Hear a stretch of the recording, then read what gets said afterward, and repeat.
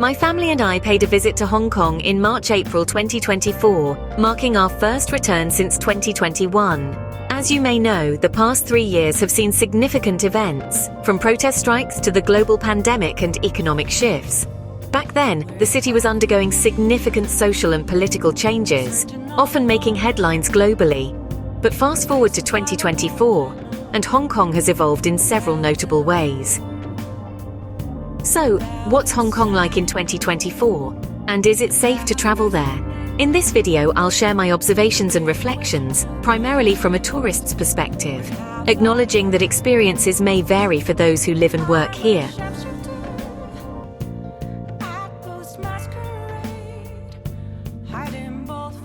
When we first landed, my first impression was of the extensive construction around the airport, with new terminals and associated facilities underway.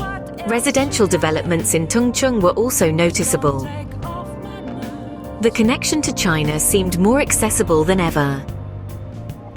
Over the 2 weeks we spent in Hong Kong, it became evident that the city is in transition, with various infrastructure projects reshaping its skyline.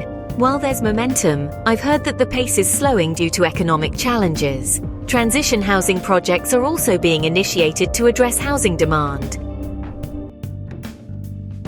In terms of technology, Hong Kong continues to lead the way, offering seamless connectivity with reliable power supply, high-speed Wi-Fi, and a robust 5G mobile network.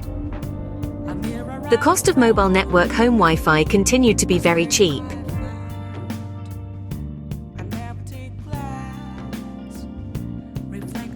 The city's traditional markets, too, are a blend of the old and the new. Vendors hawk their wares in the age-old tradition, but transactions are completed with a quick scan of a QR code. As for public transport, you could get around anywhere with the train underground, plus the use of buses and ferries can take you from new territories to Hong Kong Island in no time. The public transportation network is one of the best in the world. Extensive, convenient, and more importantly, very cheap. Please visit my travel playlist for evidence.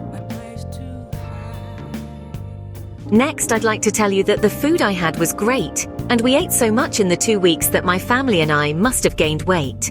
There are so many varieties at a reasonable price.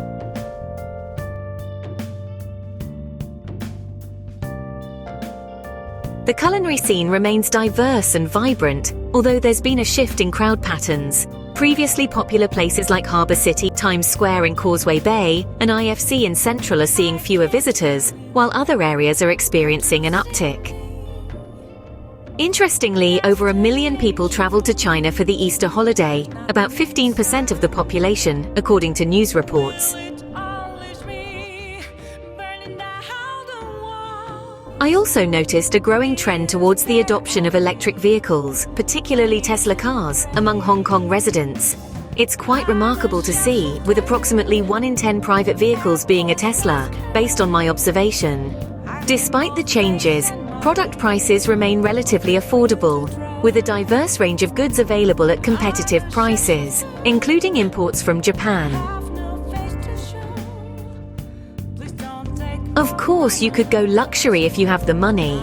For instance, you could get a floor lamp in Nilufar for £7,700.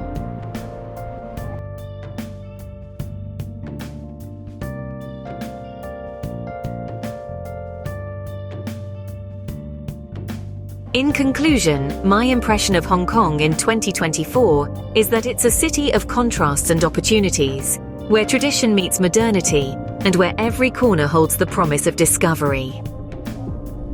Thank you for watching. Until next time.